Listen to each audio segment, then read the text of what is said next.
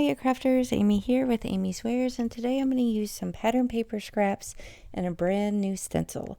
This is from the September release at 𝗁𝐿𝐹 Life Designs. It's a beautiful stencil on a 6x6 format, and I'm going to use up a bunch of pattern paper scraps. So here's a photo of the finished card to show you the direction that we're headed, but it was really super easy, and it gave me an opportunity to use up some of these gorgeous pattern paper scraps that I'm not sure how I would have turned them into a card otherwise. So here I just have 3 pieces, and I'm just using some tape runner just to kind of place this all together, and then I will cut it down to size with this fabulous die cut from Trinity Stamps. It's got this really cool decorative edge.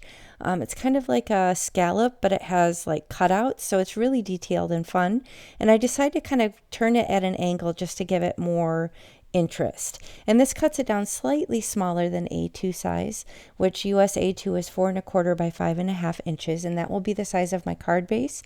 So this panel will be just slightly smaller than that. So I'm going to use my little pokey tool from my sweet friend Judy, and I'm going to poke out all these little bits and then kind of figure out the layout. Realized I didn't have it glued very well, so I kind of touched that up. And you can see I have that nice white border, which I'm going to leave as is just because it ties in with the white on the pattern paper. So here I'm going to attach it down, but ultimately I want to do my stenciling on this first. So I'm going to kind of turn it at an angle, and as you can see on the bottom, I'm being mindful to make sure it doesn't overlap the gold foiling because that would resist my ink.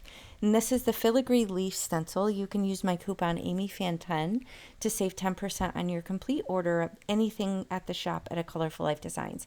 So you can use it on bling, on stamps, stencils. The only thing you can't use it on is a master creator bundle because that's already so deeply discounted. So I'm using my makeshift turntable and some, I think this is actually slate colored. It's a really super dark gray color from Catherine Pooler, and I'm going to use my Altenew blending brushes and just do some very simple one color ink blending through this fabulous new stencil. There's so many good ones in the shop this month, so be sure to check out the rest and all the inspiration from the design team. There's such great examples to inspire you with these new stencils. So here I'm going to pull this back and reveal the fabulous design. And now I'm going to pick a sentiment. Now I have these little storage boxes from Tailored Expressions. You're probably wondering why I'm pulling out a white one, but you'll see the magic in just a moment. But I am obsessed with these Tailored Expressions simple strips and the storage boxes because it makes card making and batching so easy. You can see I'm using the residual slate ink from my blending brush, and I'm ink blending directly onto this sentiment strip to create a custom match to the color that I used, and it was white heat embossed. So if you white heat emboss on white cardstock, then you can custom color it later to be a perfect match for your card. So that's a little pro tip for you, and I love doing it because then it matches my card perfectly, and I don't have to try and find, a cardstock that matches or anything like that.